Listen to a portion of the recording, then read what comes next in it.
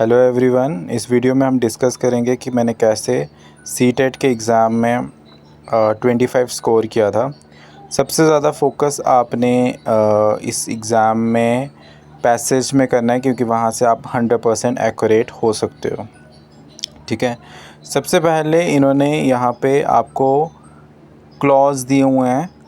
Low fat vegetarian diet is the single most efficient way in which we can stop the progression।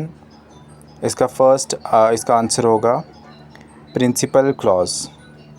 Which of the following is not a motive for people to draw वेजिटेरिज्म?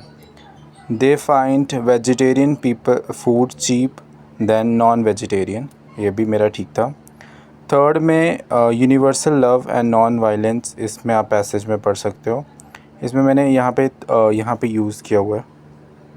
ठीक है, vegetarianism is not a popular as it should be because. So ये इसका answer था। Next आपने यहाँ पे cultivated जो word है इसका आपने सिमिलर वर्ड बताना था, तो वो अट्रैक्टेड आना था इसका। विच of the following is opposite tasteless का क्या होगा? वो टेस्ट होगा, ऑब्वियसली बात है। अब यहाँ पे जो दिस है ये यहाँ पे प्रोनाउन यूज़ हो रहा है। ये जो ए बी वाले होते हैं ना, मैक्सिमम मेरे गलती होते हैं, बट ये था इसका आंसर।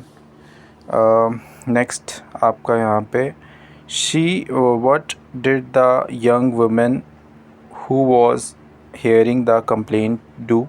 तो इसका आंसर था शी केप्ट हर कूल, और ये मेरा गलत हो गया था। Next what every successful should have, तो उनके पास क्या होने चाहिए? प्रेस्टेज, मतलब रिस्पेक्ट वगैरह, वो चीज़ मैटर करती है।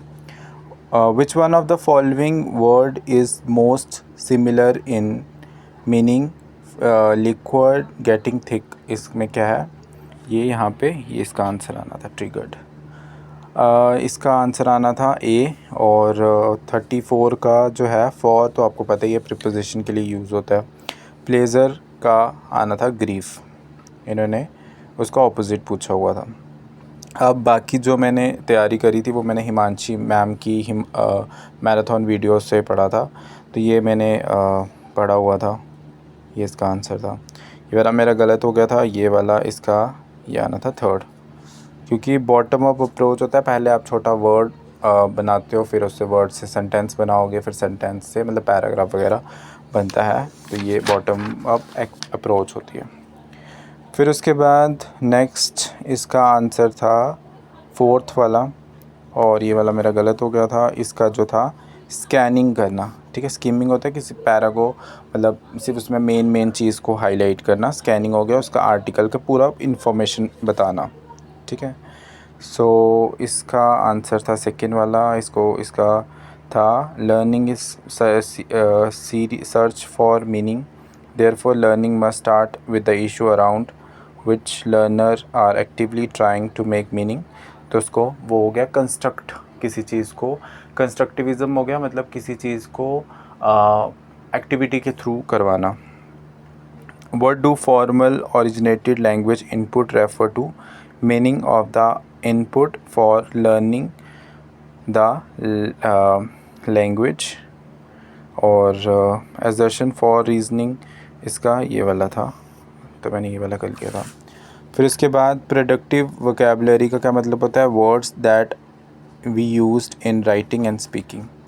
Which one of the following statement would you not endure for the teaching learning of poetry? तो इसका आंसर था poetry is for grammar, teaching grammar, और the language used in the class in the various content areas as the teacher present and interact with student. What is this language skill known as? इसको बोलते हैं basic. एक होता है इंटरपर्सन communication skill, एक होता है इंटरपर्सनल इंट्रापर्सनल। इंटर हो गया जिसमें मतलब बहुत सारे लोगों के बीच में, इंट्रा हो गया सेल्फ में ही जो चीज़ें बताई जाती हैं, ठीक है. What type of grammatically knowledge does the following statement mean? Knowledge about the form, describing it and applying it in limit practice. तो इसका जो आंसर था वो था declarative knowledge. What does the following task involve? Learners are given a hotel menu and they have to order food for 4 people for an amount of 1800. One is vegetarian and other one is allergic to mushroom. They have to keep 70 rupees for auto rickshaw to go back hostel. Learner are speaking about what they will order, their preference and keep the money to get back to the hostel. तो इसका hots ही था वो जगह में.